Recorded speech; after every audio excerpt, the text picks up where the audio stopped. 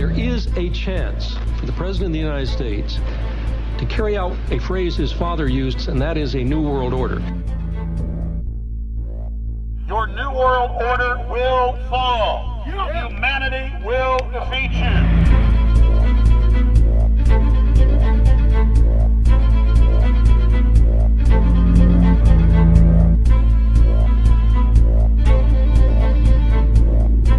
In the near future, Earth is dominated by a powerful world government. Once free nations are slaves to the will of a tiny elite. The dawn of a new dark age is upon mankind. Countries are a thing of the past. Every form of independence is under attack, with the family and even the individual itself nearing extinction. Close to 80% of the Earth's population has been eliminated.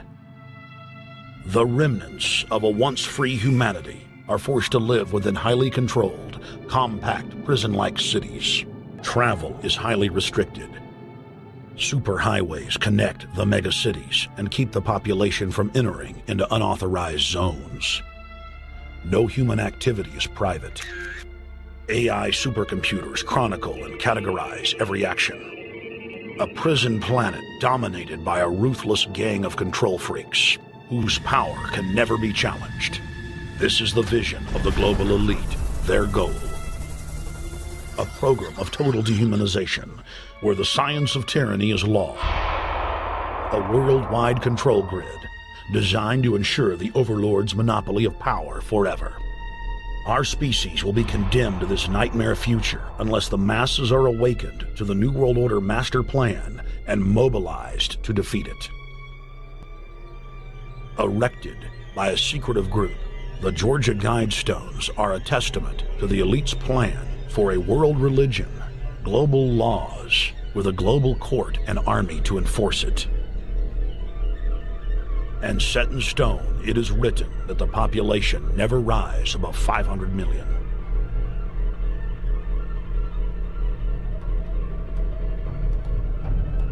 In this film, you will learn how our world is truly governed. You will see how highly secretive roundtable groups interlock to form a global intelligence network. This group has been steering planetary affairs for hundreds of years. Now, in the final stage, they prepare for open world government. A goal tyrants throughout history have lusted after. The concept of a New World Order has been around for centuries. It's been receiving tremendous play over the last half of the 20th century. George Bush, the first senior president, George Bush, used it a lot in his speeches and really implies that he really wants to see a order in which we have a universal or a global type of governance in which every human being on planet Earth is ultimately responsible to policies that are being formulated at the international level. It is a big idea, a new world order.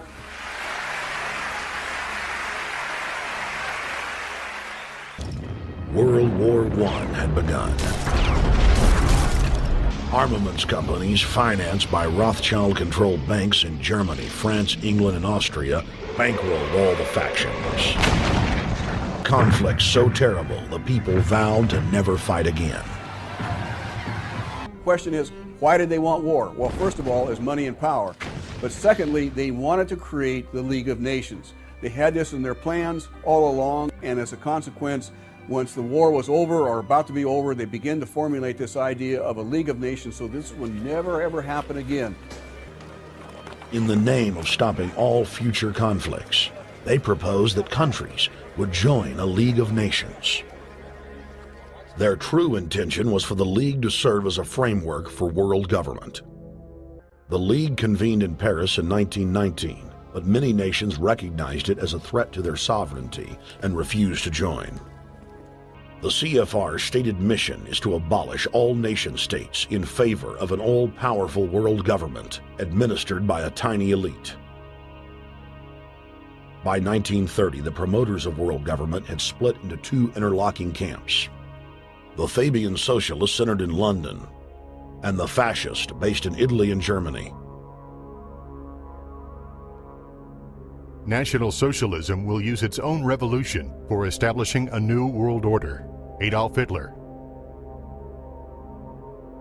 Supporters of the fascists in the United States and England believed that the military should be used to quickly transform the world into a new world order, while the more sophisticated practitioners of globalism stated that incrementalism was the sure path to world domination. In the build-up to World War II, and during the conflict, the bankers again financed both sides. With the rise and fall of the Third Reich, Europe lay in ruins. Once again, the elite claimed that only global governance could save humanity from certain destruction. And this time, the elite would succeed in setting up their world body.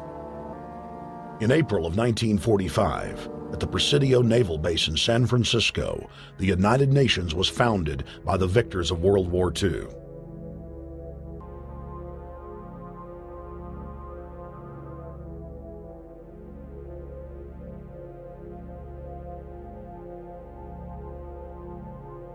In 1954, the elite of the planet met in secret at the Bilderberg Hotel in Oosterbeek, Holland. The Bilderberg Group would later admit that their mission was the formation of the EU. Once the EU was established, under the guise of trade deals, a North American Union and Asian Union would be formed.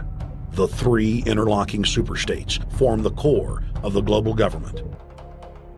Veteran newspaper reporter Jim Tucker has been covering the Bilderberg meetings for over 30 years and has physically attended more than 20. This is the global government. They are setting the world agenda. Inside right now, they're deciding on whether or not there will be a war with Iran. They're deciding whether or not taxes will increase, whether oil prices will be suppressed or increased. The reason they want secrecy is because they're doing evil. Evil is done under the cover of darkness. Good works are done in the sunshine. Bilderberg was founded by David Rockefeller and the Rothschilds. We are on the verge of a global transformation. All we need is the right major crisis, and the nations will accept the New World Order. David Rockefeller. Rockefeller frontman Henry Kissinger is always a key participant. For over 50 years, the Bilderberg Group constructed the European Union by stealth under the guise of trade deals. Now the elite are using the same secretive program to complete the North American Union. But this time, superstate integration is on the extreme fast track. As integration inside the European and American unions accelerates, the superstates themselves are being merged. By announcing a new economic community integration, they were simply repeating what had been done in America and the EU on a larger scale.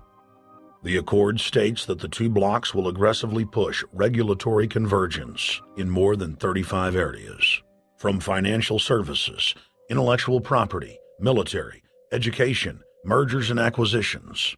They also agreed to jointly push a global carbon tax.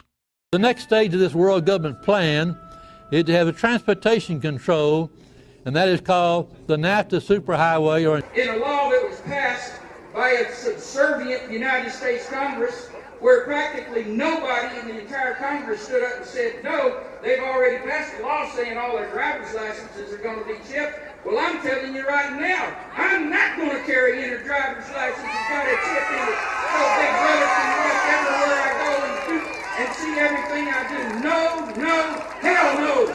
RFID tracker chips embedded in state inspection stickers and toll tags are already being used to track the population.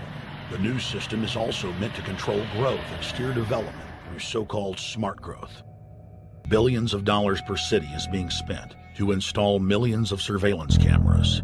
Every town and hamlet, no matter how small or remote, is surveilled. License plate reading software tracks Americans' movements wherever they go. New systems are being deployed that scan your face, read your lips, and analyze your walk.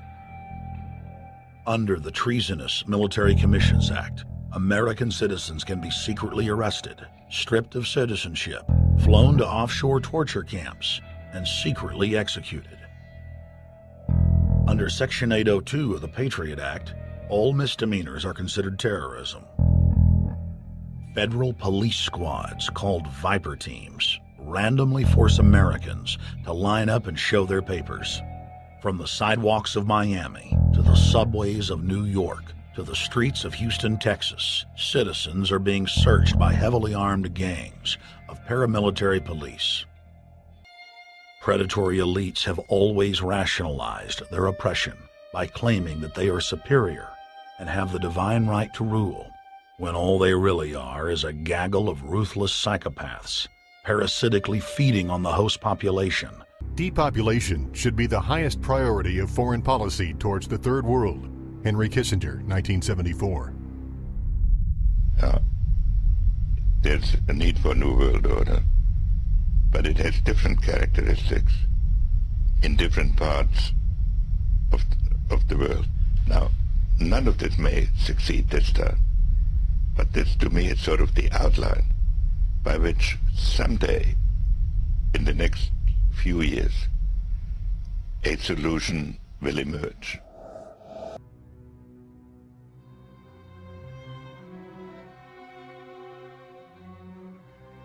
The scientific rationale for tyranny has always been attractive to elites because it creates a convenient excuse for treating their fellow man as lower than animals.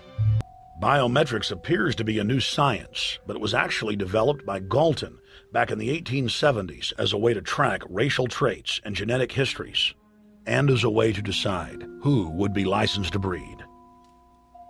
In 1911, the Rockefeller family exports eugenics to Germany by bankrolling the Kaiser Wilhelm Institute, which later would form a central pillar in the Third Reich. When Hitler came to power in 1933, one of his first acts was to pass national eugenics laws, modeled after laws in the United States.